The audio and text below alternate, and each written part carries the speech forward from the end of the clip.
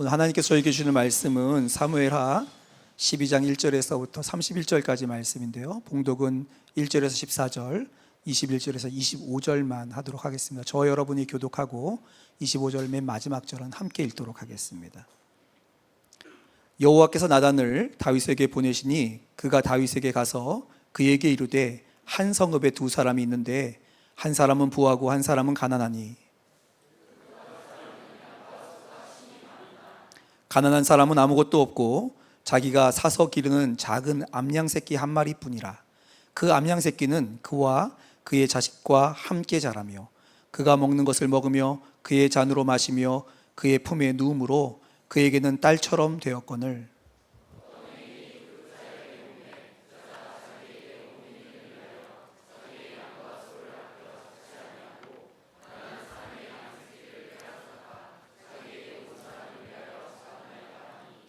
다윗이 그 사람으로 말미암아 노하여 나단에게 이르되 여호와의 살아계심을 두고 맹세하노니 이 일을 행한 그 사람은 마땅히 죽을 자라.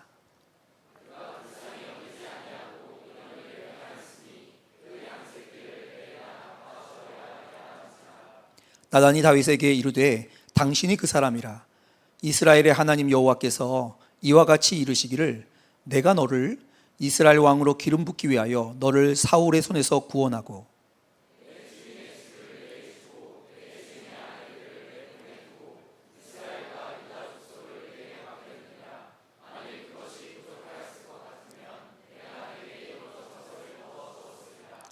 그리한데 어찌하여 내가 여호와의 말씀을 업신여기고 나보기에 악을 행하였느냐. 내가 칼로 햇사람 우리아를 치되 암몬 자손의 칼로 죽이고 그의 아내를 빼앗아 내 아내로 삼았도다.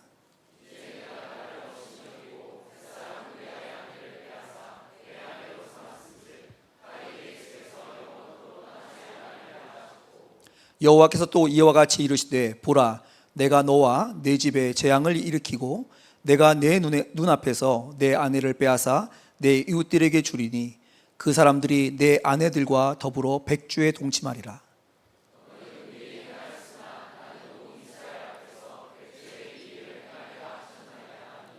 다윗이 나단에게 이르되 내가 여호와께 죄를 범하였노라 하매 나단이 다윗에게 말하되 여호와께서도 당신의 죄를 사하셨나니 당신이 죽지 아니하려니와.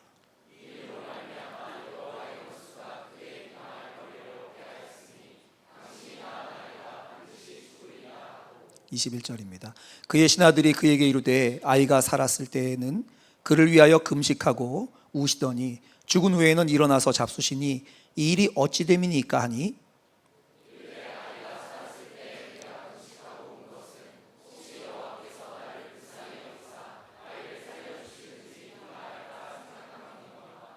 지금은 죽었으니 내가 어찌 금식하랴. 내가 다시 돌아오게 할 수 있느냐. 나는 그에게로 가려니와 그는 내게로 돌아오지 아니하리라 하니라.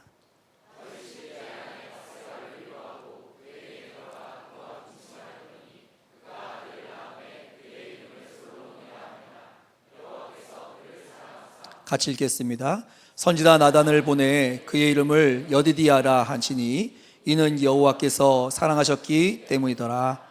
아멘. 하나님의 말씀입니다. 다 함께 차례 앉겠습니다. 말씀이 좀 이렇게 길기도 한데 우리가 함께 말씀을 읽는 이유는 말씀 자체가 능력이기 때문에 그렇습니다. 그래서 이 말씀이 여러분들에게 그대로 들려주시길 바랍니다. 자신의 과오나 선택이나 죄로 인해서 인생 가운데 큰일 났다, 내가 다 망쳐버렸다, 이런 생각이 드신 적이 있으신가요? 저는 한번 선교지에서 저희가 쓰는 그릇을 땅바닥에 떨어뜨렸는데 깨졌는데 이게 그냥 깨진 게 아니고 정말 작은 조각으로 산산조각이 난 적이 있습니다. 그 조각을 이렇게 쓸어 담으면서 수천 조각이 되는 것 같은데 그걸 보면서 내 인생 같다, 이런 생각이 든 적이 있습니다. 이게 수습하기가 이게 딱 떨어져서 깨질 때 두 조각이 나면 본드를 가져와서 붙이거나 좀 할 텐데 이게 수습이 안 될 정도로 다 망가져 버린 것 같은 일들을 만날 때가 있죠. 그런 일을 안 만나셨던 분들은 주님께 찬양하시면 됩니다. 그러나 그런 일들을 만나신 적이 있으신 분들과 함께 오늘 이야기를 좀 나누기를 원합니다. 이런 순간이 오면요, 우리는 주님 앞에 긴급하게 하나님의 도우심을 구하게 됩니다. 하나님의 긴급하신 개입하심을 구하고 하나님의 특별한 방법으로 개입하셔서 그 일을 바꾸어 주시기를 바라는 것이 우리의 보통 있는 일들입니다. 오늘 본문에 이런 인생의 파국을 맞이한, 그래서 하나님의 긴급한 개입하심을 기대하는 사람의 이야기가 나옵니다. 그리고 그 긴급한 하나님의 도우심을 구하는 자에게 하나님께서 어떻게 응답하셨는지를 함께 오늘 살펴보려고 합니다. 저는 저희 아이가 어렸을 때 저희 딸아이의 머리카락을 손으로 움켜잡아서 힘껏 당긴 적이 있습니다. 굉장히 이상한 눈으로 저를 쳐다보시는데 그건 언제냐면 저희가 미국에서 훈련받고 있을 때 저희가 미시시피 강가에 있었는데 그 강이 굉장히 흙탕물이에요. 항상 흙탕물이에요. 그래서 바닥이 전혀 보이지 않고 물 한 30cm만 내려가서 손이 보이지 않을 정도 흙탕물인데 저희 딸아이가 그 물에 아주 깊은 곳에 빠졌어요. 첨벙해서 돌아봤는데 아이가 보이지 않았는데 물에 머리카락만 몇 가락이 보이는 거예요. 그래서 저도 정신없이 뛰어들어서 저희 딸아이의 머리카락을 확 잡아서 있는 힘껏 잡아당겼습니다. 그제서야 고개가 이제 끄덕거리면서 얼굴이 펴지시는 분들이 계시죠. 정상적인 방법이라면 하지 않는데 이런 폭력적인 방법도 이런 특별한 상황 가운데 들어가면 어떻게 돼요? 이게 사랑이 되는 거죠. 근데 하나님도 가끔, 아주 가끔이지만 하나님도 이런 특별한 개입하심의 방법을 사용하십니다. 여러분 이거 아셔야 돼요. 하나님이 가끔이지만 이런 특별한 개입하심으로 우리를 깨우시고 우리를 살리실 때가 있습니다. 먼저는 놀랍고 신비한 경험으로 우리에게 개입하셔서 우리를 깨우고 살릴 때가 있으시죠. 성경에도 그런 얘기가 나오는데 애굽에 있었던 10가지 재앙, 이건 놀라운 일이죠. 그렇죠? 하나님의 신비한 방법으로 10가지 재앙을 보이셔서 그들에게 개입하셔서 어떻게 깨우시죠? 내가 참 하나님이야. 애굽에 있는 모든 신들보다 뛰어난 신이 나다 라고 하나님이 개입하시는 거죠. 또 어떤 일이 있었죠? 베드로에게 그가 물고기를 잡다가 한 마리도 못 잡았는데 정말 그물이 들어올릴 수 없어서 다른 배를 불러다가 같이 들어올 정도로 많은 물고기를 잡게 하심으로 베드로가 그분이 하나님이 보내신 거룩한 자인 것을 알고 주여 나를 떠나소서 나는 죄인으로서이다 하고 고백하게 만든 하나님의 특별한 개입하심입니다. 하지만 이렇게 하나님의 신비하고 놀라운 방법으로만 개입하시는 게 아니고 때로는 무서운 방법으로 아주 끔찍한 경고나 재앙을 통하여 개입하셔서 우리를 돌이키기도 하십니다.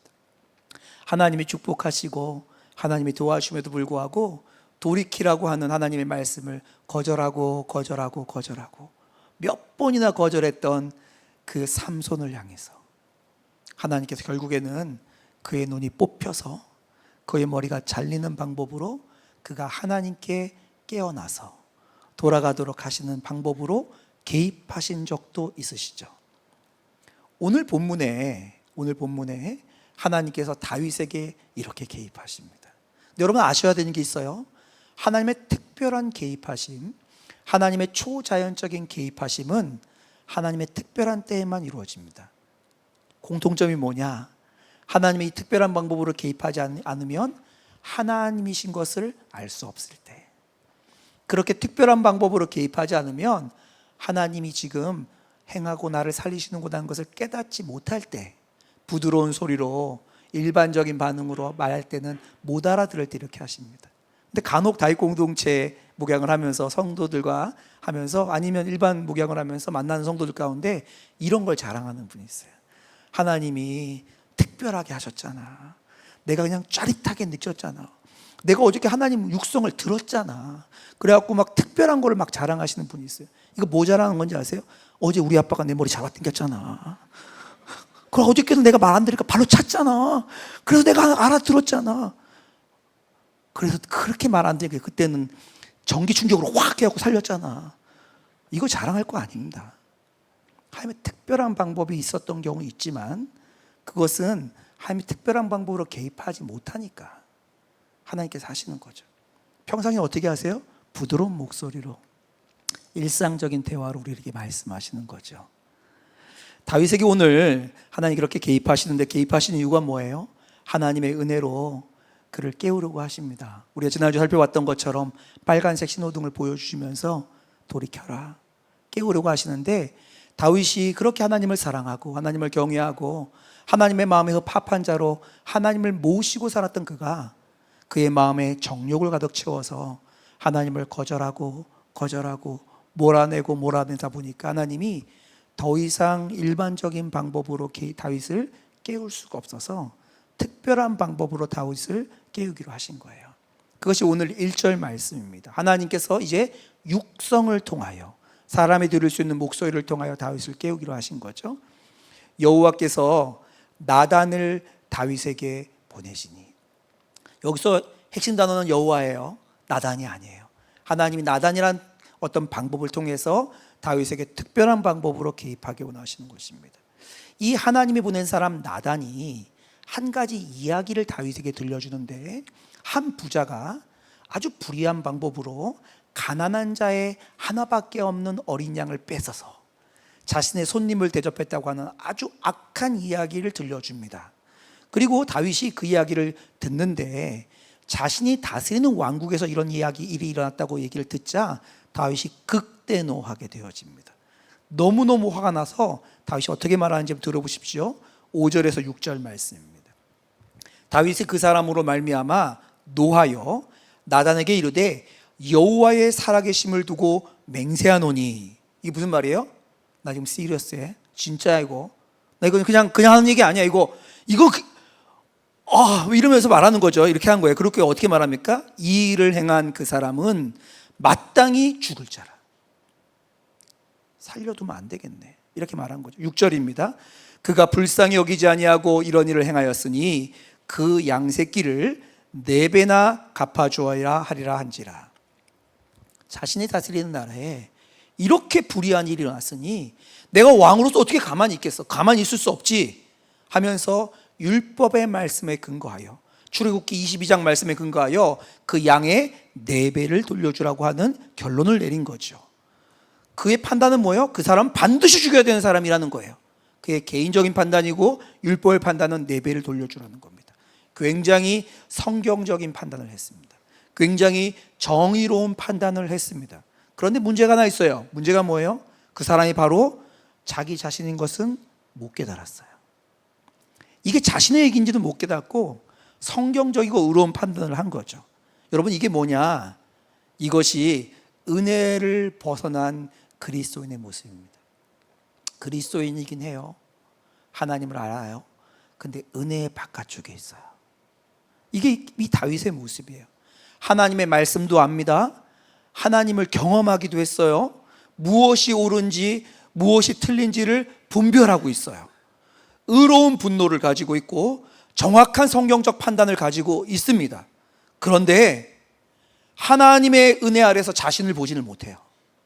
자기는 어떤 모습인지 모르는데 다른 사람을 향해서는 얼마든지 판단이 되어지고 분석이 되어지고 무엇이 옳은지 성경을 가지고 이야기할 수 있게 되어집니다. 이런 사람들, 하나님의 은혜의 바깥쪽에 살아가는 그리스도인의 특징이 뭔지 아십니까? 나타나는 특징이 있어요. 날카로워요. 비판적입니다. 여러분, 우리도 이런 모습에 빠지기가 굉장히 쉽습니다. 굉장히 쉬워요. 특별히 하나님의 일을 섬기는 사람들, 리더의 자리에 있거나 무언가를 판단하거나 진행하는 사람들이 이런 자리에 빠지기가 쉽습니다. 혹시 우리가 하나님의 그 은혜의 바깥쪽으로 서서히 이동해 가고 있는 건지 아닌지를 판단해 봐야 돼요. 하나님 앞에서 분별해 보셔야 됩니다. 그 분별의 가장 첫 번째 요소가 뭐냐? 내 마음에 불만과 못마땅함이 혹시 계속 올라오고 있는 것이 아닌지를 스스로 점검해 봐야 됩니다. 아주 작은 일 안에도 참지 못하고 자꾸 마음에 남는 거예요. 별거 아닌 것 같은 일도 이거 하나님을 위해서 고쳐야지, 내가 따져서 바꿀 거야, 이런 생각들이 계속 올라오는 분들이 있다면, 그런 정의감에 불타는 분들이 있다면 제가 말씀드립니다. 정말 조심하셔야 됩니다. 정말 조심하셔야 됩니다. 제가 이런 분들을 숱하게 만납니다. 이런 분들이 왜 저를 만날까요? 저한테 말해야지 바뀔 거 아니에요. 그러니까 저한테 찾아오겠죠. 이렇게 숱하게 만납니다. 근데 제가 말씀드릴 수 있어요. 거의 대부분이 성령의 역사가 아니었어요. 거의 대부분 성령의 역사가 아니에요. 사단에게 속고 있는 겁니다. 오늘 다윗처럼 말이에요. 다윗은 어떤 사람이었냐면 그 악한 사울의 악함조차도 자신이 심판하지 않기로 결정했던 사람이에요. 하나님이 기회를 주셔서 그 사울을 제거할 수 있는 시간에도 하나님의 기준으로 반응했던 사람입니다. 근데 그랬던 다윗이 지금 어떻게 해요? 양새끼 하나를 빼앗은 사람을 두고 죽어야 돼. 어떻게 내가 다스린 나라에서 이런 일이 있을 수 있어? 율법이 뭐라고 말하니 내가 얘기해 줄게. 아주 분석적이고 비판적이고 거기서 못마땅한 것을 그대로 나타내는 사람이 다윗이 됩니다. 자신을 덮고 있는 죄가 가득하다 보니까 자신의 죄에게 가득 덮여 있음에도 불구하고 성경적 지식으로 다른 사람을 평가하고 다른 사람을 비판하고 판단하는 것이 바로 다윗의 모습이었어요. 그것으로 뭘 숨기고 있었던 거죠? 자신의 죄를 스스로 포장하고 있는 거죠. 자신의 죄악을 덮고 자기를 스스로를 속이고 있었던 거예요. 이것이 다윗이 가지고 있는 모습이었습니다. 그래서 하나님이 어떻게 하셨어요? 긴급 개입하신 거예요. 일반적인 방법으로는 깨울 수가 없었던 거잖아요. 그래서 긴급적으로 개입하신 것입니다. 이전에 원로 목사님이 계실 때 원로 목사님께 여러 가지 질문들을 더 드리고는 했습니다. 그때 한 목사님이 질문을 하셨어요. 그때가 언제냐면 한국 교회에 아주 유명하고 영향력이 많던 목사님들 가운데 스캔들이 일어나고 어떤 재정적 사고가 일어나고 이런 일이었어요. 너무 큰 영향을 미치는 분들이 그렇게 무너지자 한국 교회가 비판의 가운데 들어가게 됐고 그리스도인들도 분노를 금하지 못하는 때였습니다. 그래서 궁금해서 물어본 거예요. 원로 목사님, 이 목사님 어떻게 생각하세요? 원로 목사님은 그런 일을 하지 않으셨거든요. 그런 자리에 있지 않았거든요. 그리고 교육의 어른으로 따끔하게 말씀해 줄 거라고 생각했던 분이 물어본 거죠. 그런데 원로 목사님의 대답이 너무 저에게 지금까지 깊이 남아 있습니다. 목사님, 제 안에도 A 목사님, B 목사님이 제 안에도 있어요. 제가 누구를 비판하고 판단하겠어요? 그저 기도할 뿐입니다. 이렇게 말씀했던 기억이 있습니다. 성령의 사람은 죄와 허물들을 발견할 때 첫 번째 성령의 부드러움을 가지고 있습니다.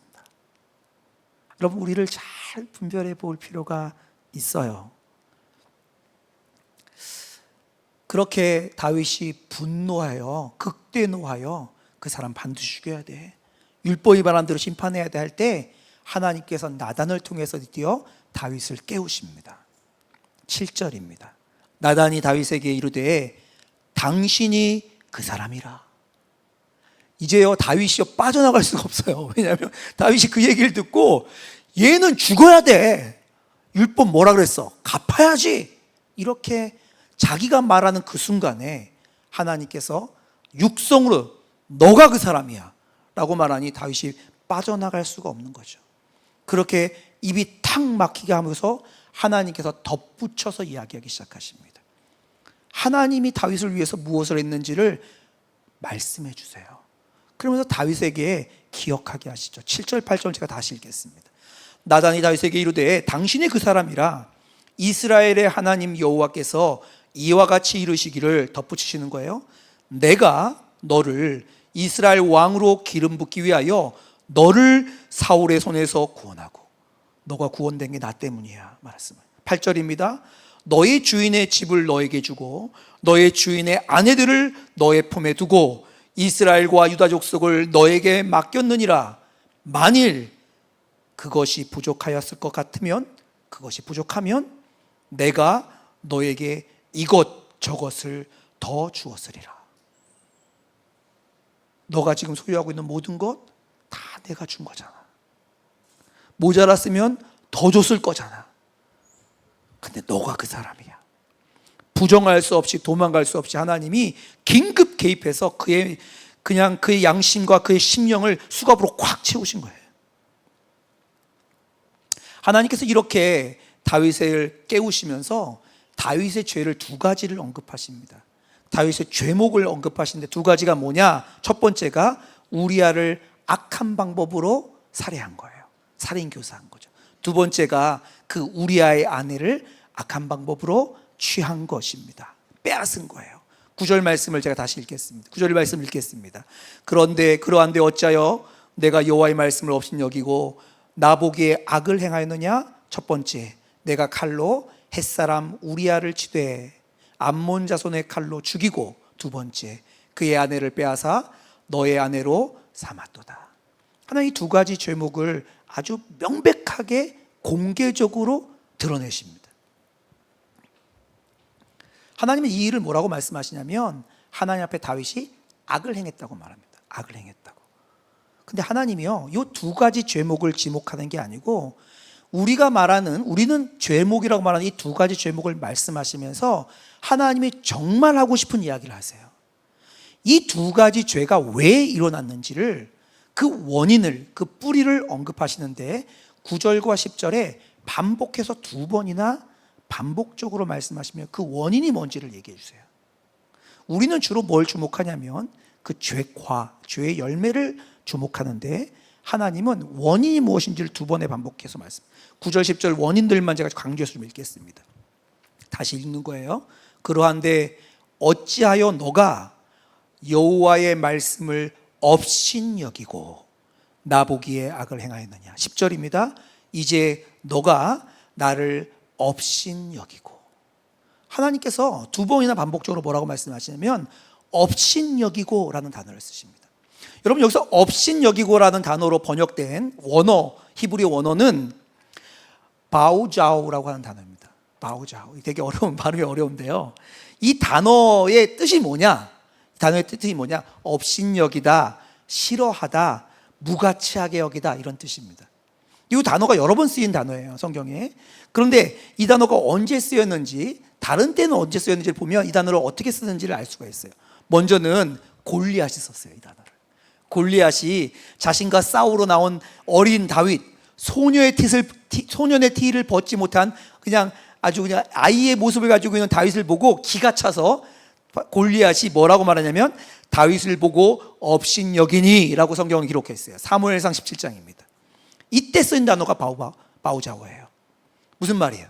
가치가 없어서 우습게 여겼다는 거예요. 우습게 보였다는 겁니다. 이때 쓴 단어가 이 단어입니다. 또한 사무엘 하 6장에 보면 다윗의 아내였던 미갈이, 다윗이 언약궤가 이제 성으로 들어오는 것을 보고 너무 기뻐서 막 춤을 추면서 그 언약궤를 따라서 움직이고 있을 때 창문으로 다윗이 경망스럽게 춤추는 것을 보고 미갈이 마음속으로 어떻게 여겼냐? 미갈이 마음속으로 심중에 그를 업신여기니라 라고 기록된 장면이 사무엘하 6장에 나오는데, 그때 썼던 단어가 바우자오예요. 무슨 말이에요? 꼭 저렇게까지 해야 돼? 아, 정말 싫어. 이게 바우자오인 거예요. 그러니까 하나님 보시기에요, 다윗의 죄의 본질이 뭐예요? 업신여긴 거예요. 업신여긴 거. 하나님을 싫어하고 하나님을 무가치하게 여기고 우습게 여긴 거죠.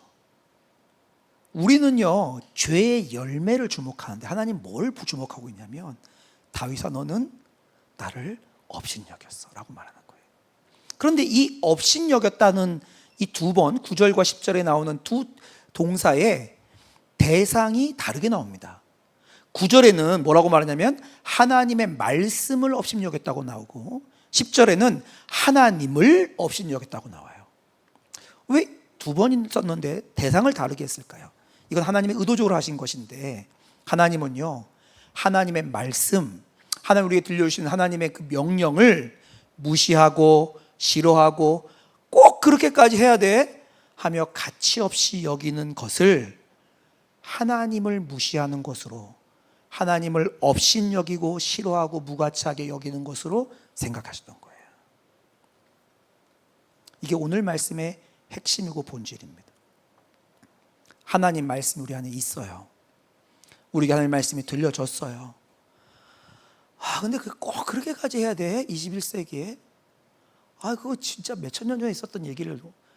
아니, 융통성이라는 게 사람이 있어야지. 꼭 그렇게 할 필요 있냐고 하면서 싫어하고 무시하고 우습게 여기는 거죠. 그걸 꼭 이 자리에까지 적용해야겠어? 교회에서만 해, 교회에서만. 여기서는 그거 적용할 게 아니지 하면서 그의 마음에 품었던 바우자오, 그것이 다윗이 가졌던 죄의 근본이라고 성경은 말하고 있습니다.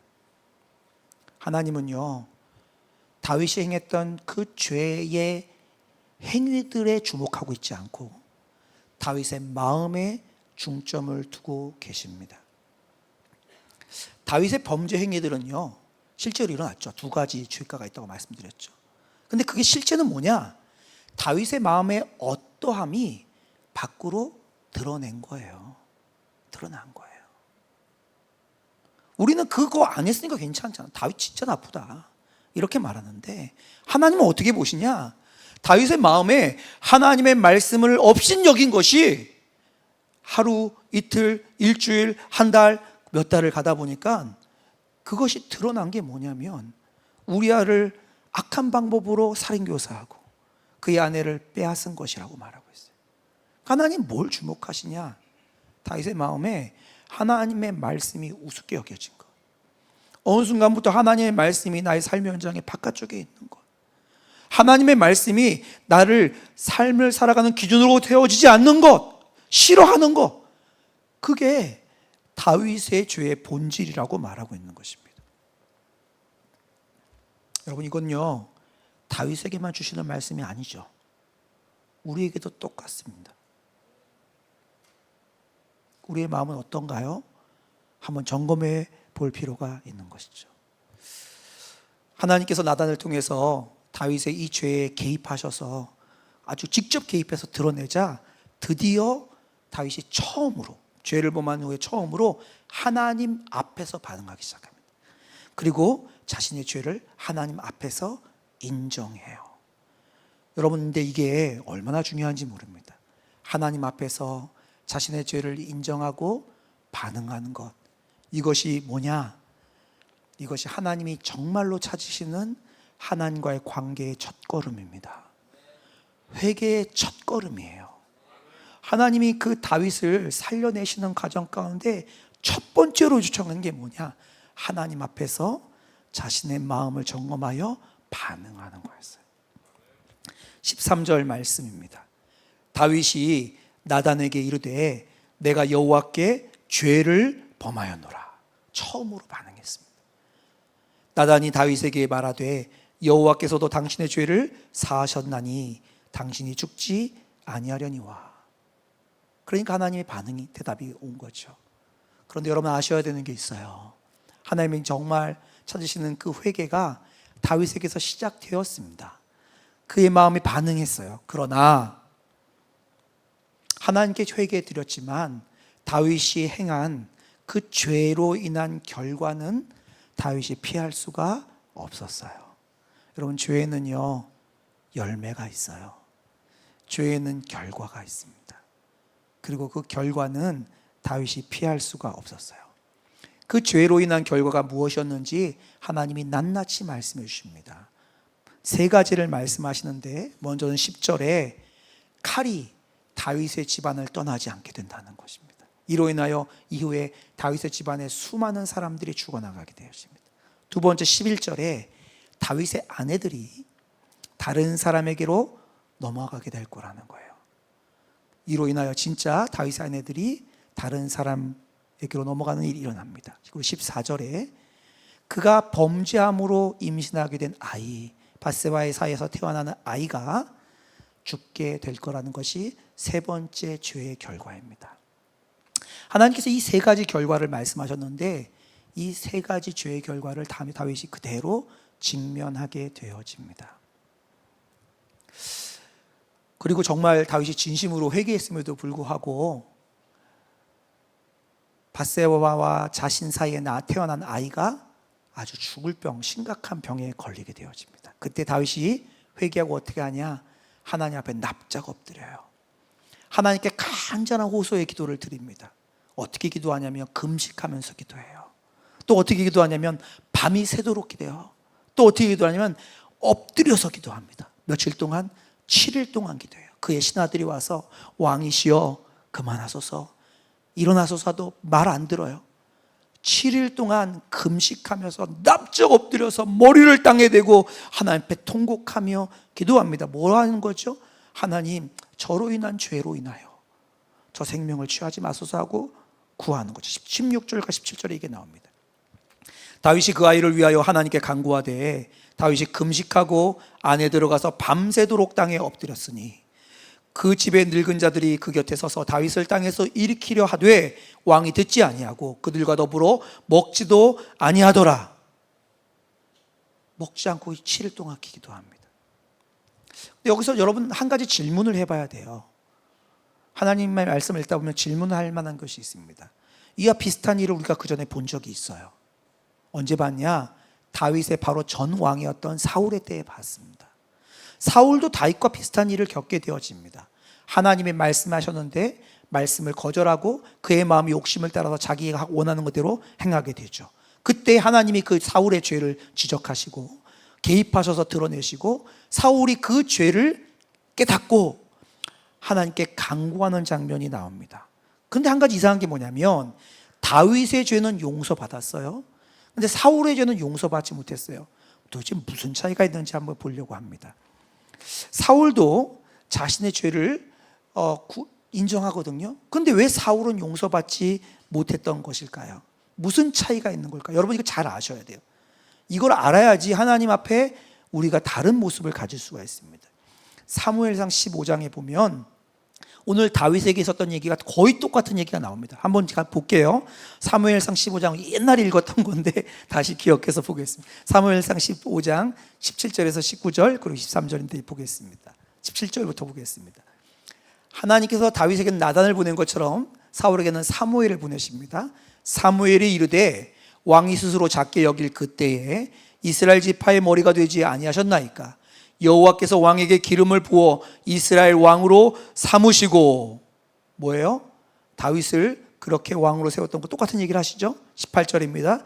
또 여호와께서 왕의 길로 보내시며 이르시기를 가서 죄인 아말렉 사람을 진멸하되 다 없어지기까지 치라 하셨거늘 하나님의 명령이 있었다는 거예요. 19절입니다. 어찌하여 왕이 여호와의 목소리를 청종하지 아니하고 뭐예요?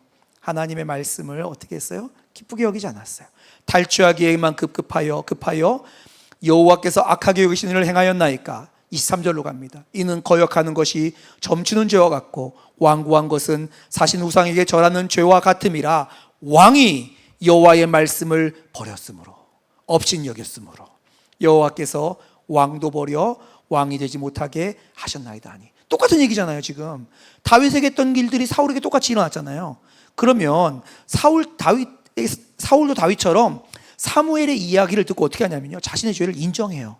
그리고 두 번째로 그 죄로 인해서 받은 결과에 대해서 그것이 지나가기를 하나님 간절히 구합니다. 어떻게 간절히 구하냐면 사무엘의 옷자락을 잡고 사무엘의 옷자락이 찢어지기까지 간절하게 구합니다. 다윗과 똑같잖아요. 보겠습니다. 사무엘상 15장 24절에서 27절입니다. 사울이 사무엘에게 이르되 내가 범죄하였나이다. 죄를 인정하죠. 25절입니다. 청하오니 지금 내 죄를 사하고 나와 함께 돌아가서 나로 하여금 여호와께 경배하게 하소서 하니 27절로 넘어갑니다. 사무엘이 가려고 돌아설 때에 사울이 그의 옷자락을 붙잡음에 찢어진지라. 거의 똑같지 않나요? 거의 똑같아요. 다윗이나 사울이나 뭐가 다르냐고요. 그런데 왜 하나님은 다윗은 용서하시고 사울은 용서하지 않으셨죠? 뭐가 다를까요? 겉모습은요 완전히 똑같아요. 차이가 없습니다. 그런데 결정적인 차이가 있어요. 이 결정적인 차이를 보여주기 위해서 성경은 이 두 가지를 자세하게 기록해 두었습니다. 첫 번째, 그들이 자신의 죄를 인정하긴 했어요. 그렇죠? 그런데 그 인정한 대상이 다릅니다. 자신의 죄를 인정한 대상이 달라요.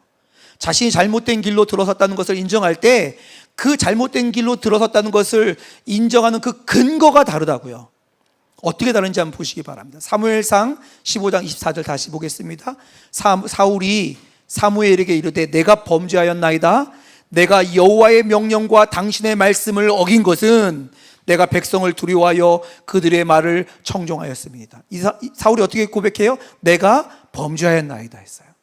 다윗은 어떻게 고백하는지 보십시오. 13절입니다. 다윗이 나단에게 이르되 내가 여호와께 죄를 범하였노라 하며, 다윗은요 분명하게 뭐라고 말하냐면 내가 하나님께 죄를 범하였다고 말합니다. 내가 하나님께 죄를 범하였다고 말해요. 하나님 앞에 내가 하나님의 말씀을 어겼다고 정확하게 말합니다.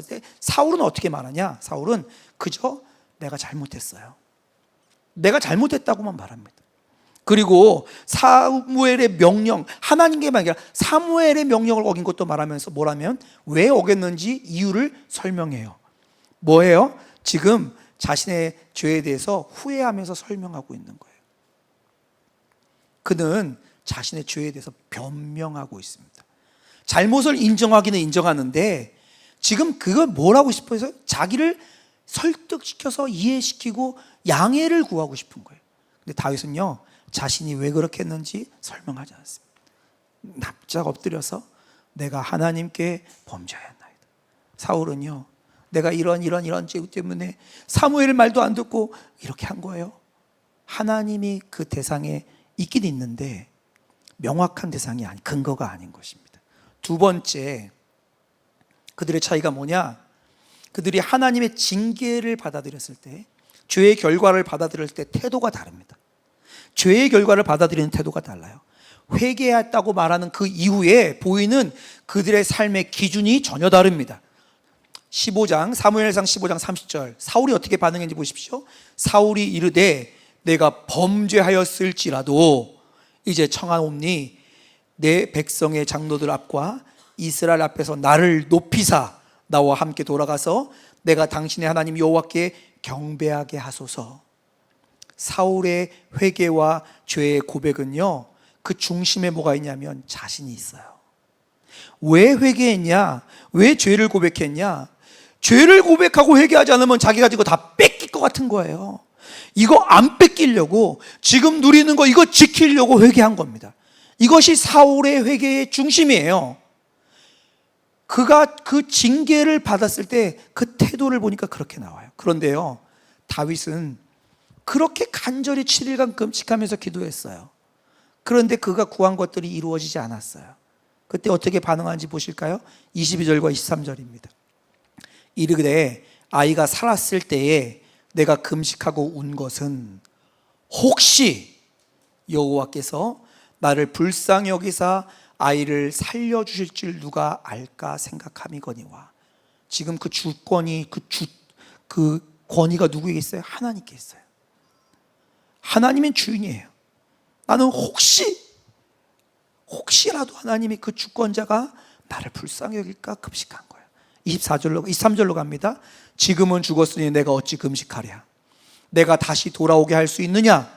주권자는 하나님인데 나는 그에게 가려니와 그는 내게로 돌아오지 아니하리라 하니라.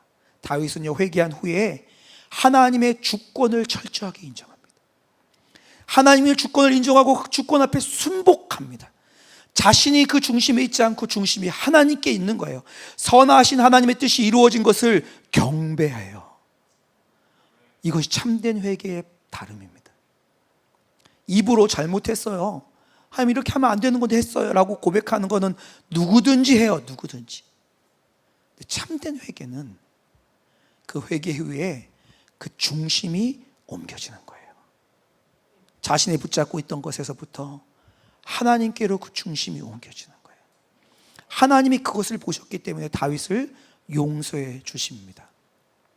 여러분, 다윗은요 자신의 범죄한 죄로 말미암아 이제 모든 것이 망가진 인생을 직면하게 됩니다. 자기의 죄는 다 드러났어요. 자기가 부하들을 죽인 것까지도 알게 되었어요. 그리고 그렇게 살리고 싶었던 아이도 죽었어요. 앞으로 자기의 집에는 칼이 계속 있을 거라는 명령도 철회되지 않았어요. 그런 모든 것이 다 깨어져 버린 것 같은 처참한 상황 가운데서 다윗은 한 가지 결정을 내립니다. 주님 어떻게 해요? 제가 다 망가뜨려 버렸어요. 제 인생 다 망했어요. 이런 현장 가운데 다윗이 한 가지 결정을 했는데 그것이 뭐냐? 하나님께 돌아가기로 결정합니다. 하나님께 마음을 돌이키기로 결정해요. 철저하게 자신의 죄에서 돌이켜 하나님을 자신의 중심으로 모시게 됩니다. 범죄로 인한 죄의 결과는 피해갈 수 없지만 원망이 아닌 하나님을 신뢰하고 하나님을 경외하고 하나님을 인정하는 것으로 마음의 결정을 내립니다. 여러분, 그 순간이 어떤 순간인지 이해가 되십니까? 그런 순간을 맞이한 사람이 모두 다 경험하는 감정이 뭐냐? 죽고 싶은 거예요. 아마 다윗도 죽고 싶었을 거예요. 부하들에게는 모든 신망을 잃어버리고 나라는 이제 칼 앞에 놓이게 되어지고 자기가 그렇게 살리고 싶었던 아이는 죽어버렸으니 그의 심정이 얼마나 비통했겠습니까? 이렇게 자기가 모든 것을 다 망쳐버린 것 같은 삶의 현장 앞에서 다윗은 그저 한 가지 결정해, 하나님께로 마음을 돌이키기로 결정한 거예요. 그러나 여러분, 기억해야 되실 게 있습니다. 우리가 우리의 죄의 결과를 다 뒤집어 쓰고 살아간다 할지라도 주님께 돌이키는 것만이 살 길이에요. 그것만 살 길이에요. 주님은 그렇게 우리의 인생을 주님께로 돌이키기로 결정하면 하나님께서 우리 인생을 회복시켜 가십니다. 하나님의 가장 좋은 것으로 하나님의 일들을 시작하십니다.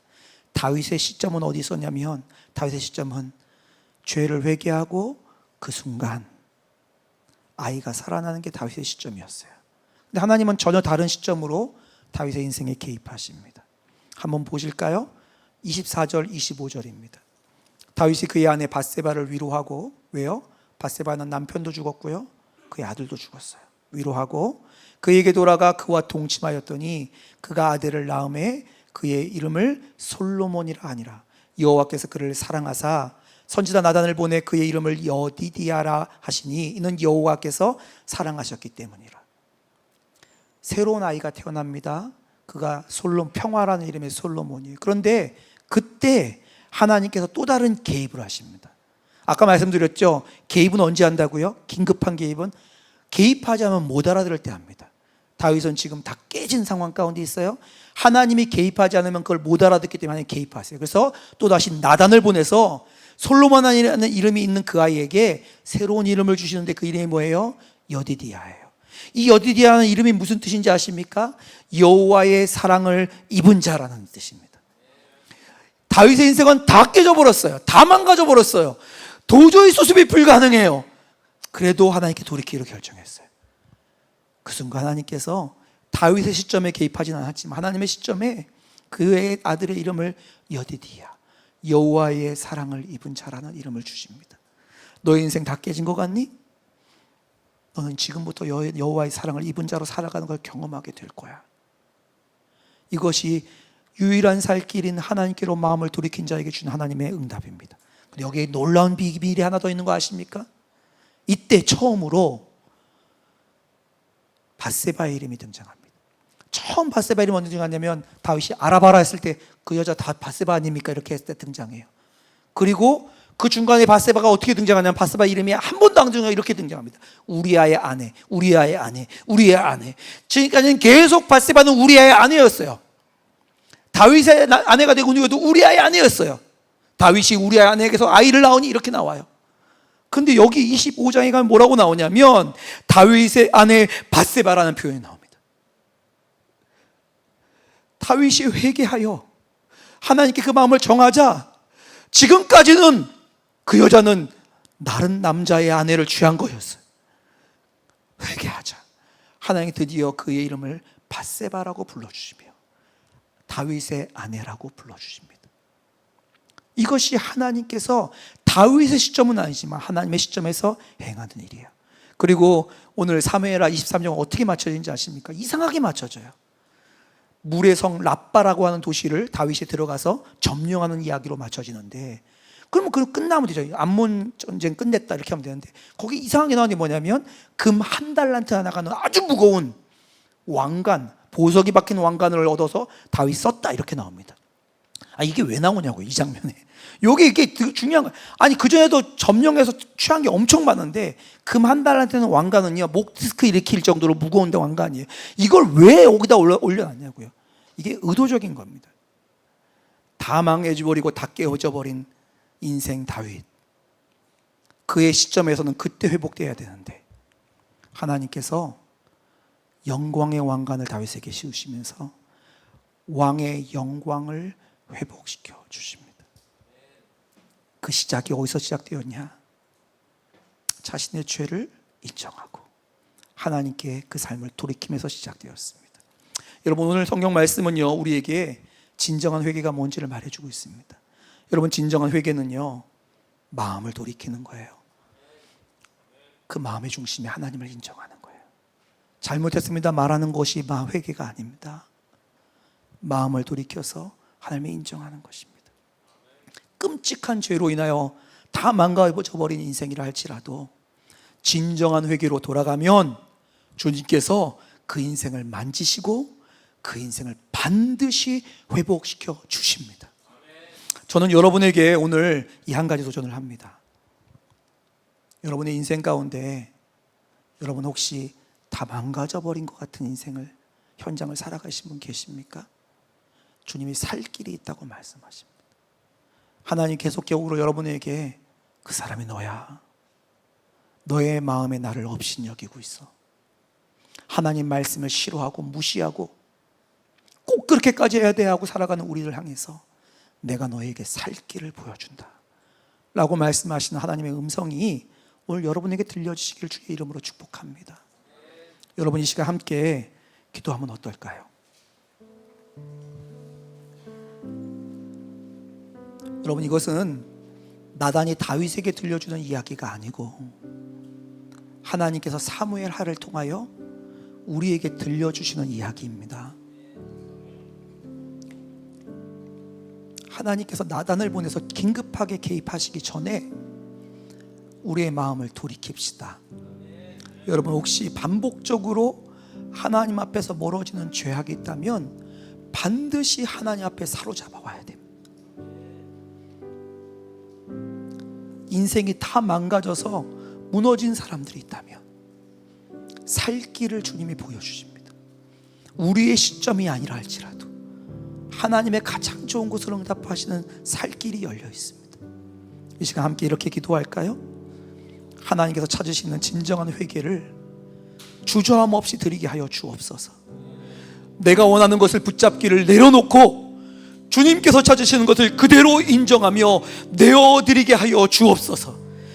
마음이 돌이켜지는 은혜를 주옵소서.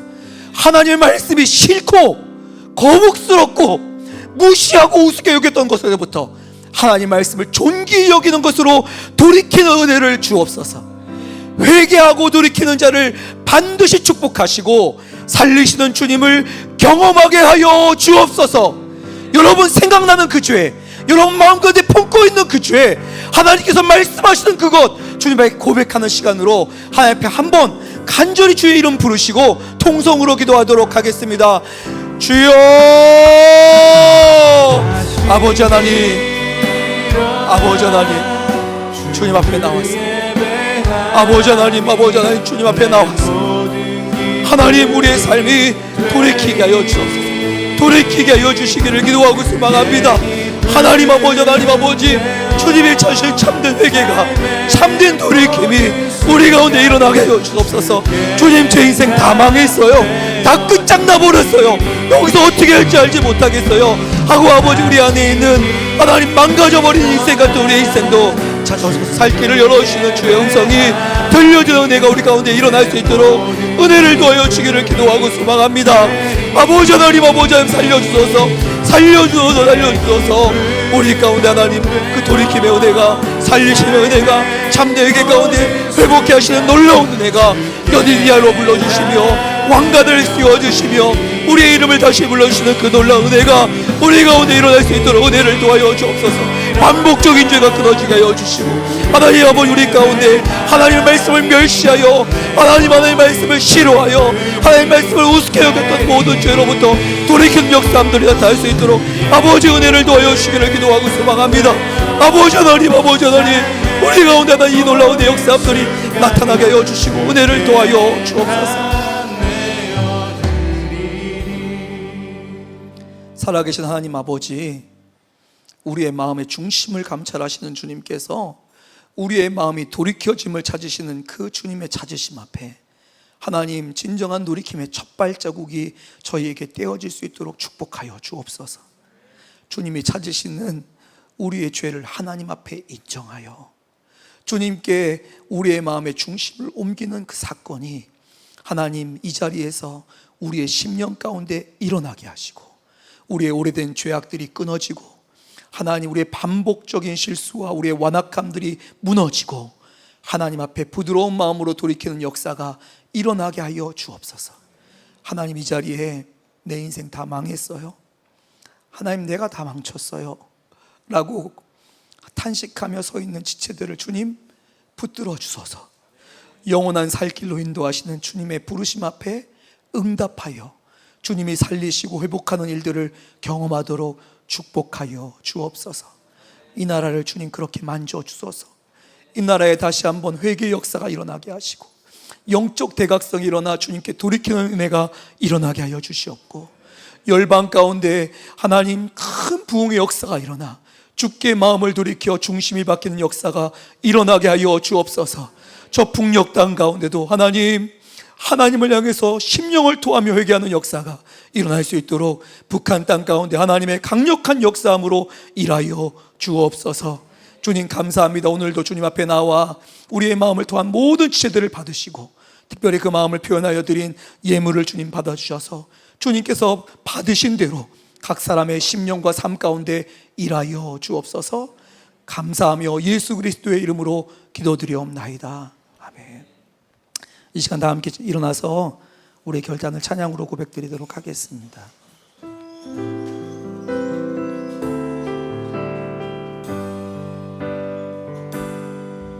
나는 내 마음의 복음이 은했던 곳에서 다시 아버지를 만나고